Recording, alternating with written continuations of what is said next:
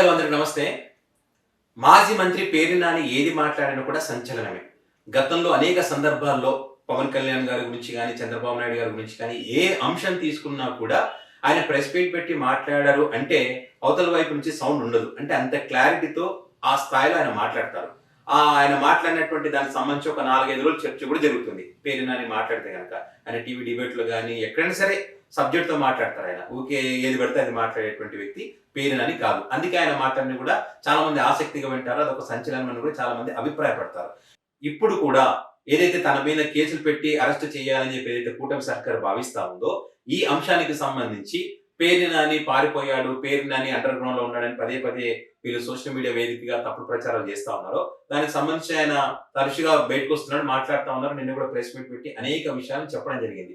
నిన్న ఆయన press meet పెట్టి మాట్లాడిన తర్వాత ఈ కూటమి పార్టీల్లో అంటే బీజేపీ, జనసేన, టీడీపీ పార్టీలో ఒక కుంపటి రాజేసుకుంది. ఒక ఆందోళన కలుగుతా ఉంది. ఎందుకు ఆందోళన కలుగుతా ఉందంటే పేర్ని నాని ఆ స్థాయిలో మాట్లాడడం జరిగింది. ఏదైతే తన మీద పెట్టినటువంటి కేసులకు సంబంధించి మాట్లాడుతూ నేను ఎక్కడ కూడా తప్పు చేయలేదు. ఇక్కడ ఏదైతే వీళ్ళు 3000 బస్తాలు ఏదో తక్కువ అని చెప్తా ఉన్నారు కదా, అది షార్టేజ్ వచ్చింది. వాటికి సంబంధించి ఆ పేమెంట్ నేను చేస్తానని చెప్పాం. పేమెంట్ కూడా వేశాము. పేమెంట్ వేసిన తర్వాత డేట్లతో సహా ఆయన చెప్పాడు. వేసిన తర్వాత ఒక 3 రోజుల తర్వాత మాకు నోటీసులు ఇవ్వడం జరిగింది. అంటే నోటీసులు ఇవ్వడానికి కారణం ఏంటంటే మమ్మల్ని అరెస్ట్ చేయడానికి. మేము డబ్బులు వేసినప్పటికీ కూడా నోటీసులు ఇచ్చారంటే దాని అర్థం ఏంది? అరెస్ట్ చేయాలనే ఉద్దేశంతోనే కక్ష సాధింపులో భాగంగానే ఈ రకంగా చేస్తా ఉన్నారు. వైసీపీ పార్టీలో ఎవరైతే బలంగా మాట్లాడుతా ఉన్నారో వాళ్ళ నోళ్లు మూయించారంటే కేసు పెట్టి అరెస్ట్ చేయాలనేటువంటిదే వాళ్ళ ఆలోచన. అందులో భాగంగా ఇదంతా చేస్తా ఉన్నారు. సో దీనికి సంబంధించి నన్ను, నా కొడుకును, నా భార్యను ముగ్గురిని అరెస్ట్ చేయాలనే ఆలోచన చేస్తా ఉన్నారు. ఇక్కడ నా భార్య అరెస్ట్ కి సంబంధించి చంద్రబాబు నాయుడు గారి దగ్గర ఒక మంత్రి తలకిందులుగా తపస్సు చేస్తున్నారంట. సో ఈ క్రమంలో ఆ మాజీ మంత్రి చంద్రబాబు నాయుడు గారి దగ్గరికి వెళ్ళి మరి పేర్ని నాని భార్యను కూడా అరెస్ట్ చేయాలన్నప్పుడు చంద్రబాబు నాయుడు ఒక మాట అన్నాడంట. మీకేమైనా తలకాయ తిరుగుతుందా? మైండ్ ఉన్న పనులేనా ఇవన్నీ కూడా?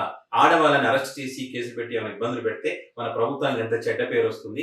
మీకు అంతగా కక్ష సాధించాలనుకుంటే, మీకు అంతగా బాధ ఉంది అనుకుంటే వాడిని, వాడి కొడుకుని అంటే పేర్ని నాని కొడుకుని అరెస్ట్ చేయండి అంతే తప్ప ఆడవాళ్ళ జోలికి వెళ్ళకండి అని చెప్పి ఆయన మాట్లాడుతూ నడుచుకుంటూ వెళ్ళారంట.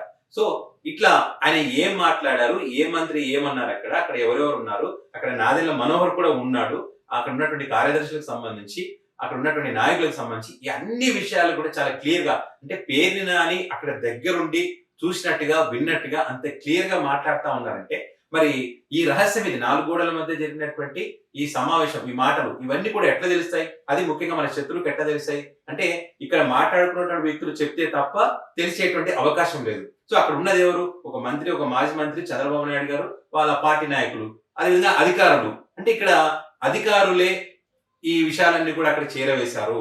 ఇప్పటికీ కూడా సీఎంఓలో జగన్ విధేయులు ఇంకా ఉన్నారు కాబట్టి ఇక్కడ జరుగుతున్నటువంటి ప్రతి విషయం కూడా, ఇక్కడ ఉన్నటువంటి ప్రతి రహస్యం కూడా జగన్మోహన్ రెడ్డికి తెలుస్తా ఉంది. కాబట్టి ఇది సీఎంఓని ప్రక్షాళన చేసినటువంటి అవసరం ఉంది. ప్రక్షాళన చేయకపోతే కనుక ఖచ్చితంగా భవిష్యత్తులో ఇబ్బందులు తలెత్తేటువంటి అవకాశం ఉంటుంది. అంటే ఇప్పుడు ఏదైతే పేర్ని నాని మాట్లాడినటువంటి మాటలు బట్టి చూస్తే ఖచ్చితంగా ప్రజల్లో ఒక అభిప్రాయం కలిగేటువంటి అవకాశం ఉంది. వైసీపీ పార్టీ చెప్తున్నట్టు చంద్రబాబు నాయుడు గారి పాలన చాలా వీక్ గా ఉంది, శాంతి భద్రతలు కూడా కరెక్ట్ గా చూసుకోలేకపోతున్నారు, అదేవిధంగా తన సీఎంలో ఏం జరుగుతుందో కూడా తెలియని పరిస్థితుల్లో పాలన సాగిస్తా ఉన్నారు, అంటే అడ్మినిస్ట్రేషన్ అంత వీక్ గా ఉందా అనేటువంటి అభిప్రాయం ఖచ్చితంగా కలుగుతుంది. ఎందుకంటే ఆయన మాట్లాడినటువంటి మాటలు చూస్తే ఖచ్చితంగా మాకే ఆ అభిప్రాయం కలుగుతున్నటువంటి క్రమంలో అంటే తిన్నామా, పడుకున్నామా, వెళ్ళామన్న రీతిలోనే ఉంది తప్ప సీరియస్ గా దృష్టి పెట్టినట్టు ఎక్కడ కనిపించట్లేదు. మరి సీరియస్ గా దృష్టి పెడితే గనక మరి ఈ రోజు 4 గోడల మధ్య జరిగినటువంటి మాటలు పేర్ని నాని బహిరంగంగా ఎలా మాట్లాడగలుగుతున్నారనే దానికి సంబంధించి ఎవరి దగ్గర సమాధానం లేనటువంటి పరిస్థితి. కాబట్టి ఖచ్చితంగా ప్రక్షాళన జరగాలని చెప్పి మరి దీనికి సంబంధించి ఆ మంత్రి కూడా ఇంకా బాధపడతా ఉన్నారంట. మా బాధ ఏదో మాకు తెలుసు, పేర్ని నాని, ఆయన భార్యను, వాళ్ళందరూ ఫ్యామిలీ మొత్తం అరెస్ట్ చేస్తే తప్ప నాకు మనశ్శాంతి కలగదని చెప్పి ఆవేదనతో ఉన్నాడంట ఆయన. కాబట్టి చంద్రబాబు నాయుడు గారేమో అది ఒప్పుకోవట్లేదని చెప్పి ఆవేదనతో ఉన్నారంట. పేర్ని నాని అంటే ఉన్నాడు, ఆయన తలకిందులు తపస్సు చేసినా కూడా అరెస్ట్ అయ్యే ఛాన్సే లేదు. పేర్ని నాని మాట్లాడినట్టు కొన్ని మాటలు కూడా ట్రోల్ చేస్తా ఉన్నారు. ఏ మాటకి ఆ మాట చెప్పుకోవాలి, ఆడవాళ్ళని అరెస్ట్ చేయొద్దని చంద్రబాబు నాయుడు గారు చెప్పడం నిజంగా నాకు అది నచ్చిందని చెప్పి పేర్ని నాని అన్నాడో చూసారా. తన భార్య తప్పు చేసినా కూడా అరెస్ట్ చేయొద్దని చంద్రబాబు నాయుడు చెప్పేసరికి ఆయన మంచోడు అయ్యాడు. అరెస్ట్ చేసినా కనుక చెడ్డోడు, అలాంటోడు, ఇలాంటోడు అని చెప్పి పేర్ని నాని అనేటోడు అని చెప్పి వీళ్ళు కామెంట్ చేస్తా ఉన్నారు. పేర్ని నాని సైడ్ ఏం చెప్తా ఉన్నారు? అసలు మీరు తప్పే చేయలేదు, కానీ ఆడవాళ్ళకి సంబంధించి ఆయన అట్లా మాట్లాడడం మంచి పరిణామం అని మాత్రం మేము అన్నాము. తప్పు చేస్తే వాళ్ళు వదిలిపెడతారా? ఇప్పటికి ఎంతమంది మహిళా కార్యకర్తల్ని, ఆడవాళ్ళని అరెస్ట్ చేసి జైల్లో పెట్టి బెయిల్ రాకుండా చూస్తూ ఉన్నారు. సో ఇక్కడ మేము తప్పు చేయలేదు అనే విషయాన్ని కూడా వీళ్ళ వైపు నుంచి చెప్తా ఉన్నారు.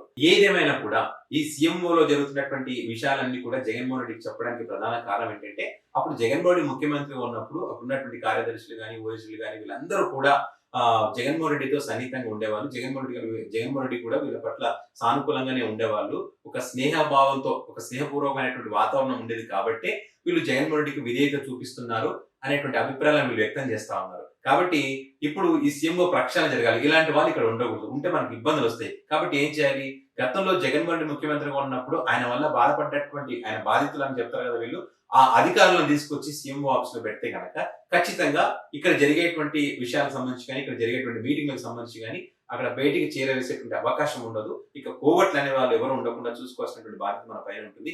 ఆ రకంగా చేస్తే దాన్ని మనం నిలువరించవచ్చు అనేటువంటి అభిప్రాయంతో ఆలోచన వీళ్ళు చేసినట్లుగా తెలుస్తా ఉంది. అందులో భాగంగానే రేపు మాపు కొంత ప్రక్షాళన కూడా జరుగుతుందనేటువంటి ఒక చర్చ కూడా ప్రస్తుతం ఇప్పుడు జరుగుతా ఉంది. మొత్తానికైతే పేర్ని నాని మాట్లాడినటువంటి మాటలైతే ఈ కూటమి పార్టీలో కుంపటి రాజేశాయి. సో మరి ఈ క్రమంలో మరి సీఎంఓ ప్రక్షాళన జరుగుతుందా జరగదా అనేది మాత్రం రానున్న రోజుల్లో తేలుతుంది.